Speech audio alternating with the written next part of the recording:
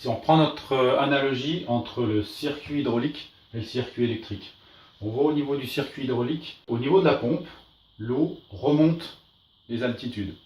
Au niveau de la turbine, c'est l'inverse. L'eau, évidemment, descend d'altitude. Pour le circuit électrique, ça va être exactement la même chose. Là où vous avez le générateur, ici la pile, on voit que le courant, c'est une convention, le courant sort toujours par la borne plus du générateur.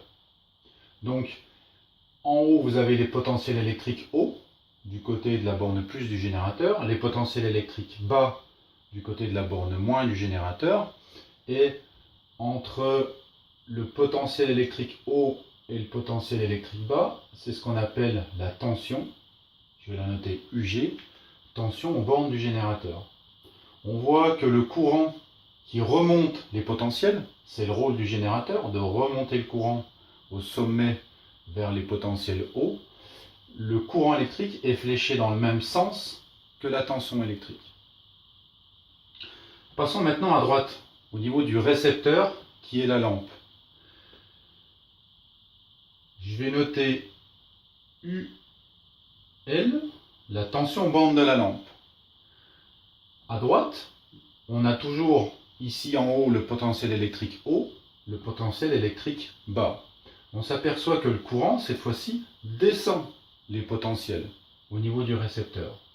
Donc pour résumer, deux types de conventions.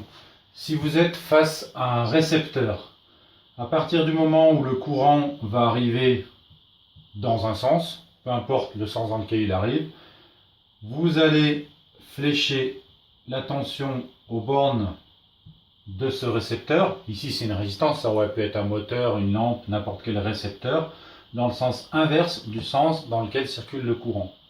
Pour un générateur, si vous êtes face à un générateur, ici une pile, vous identifiez la borne plus, vous savez que le courant va sortir par la borne plus, et vous flécherez du coup la tension, UG, aux bornes du générateur, dans le même sens que la flèche intensité.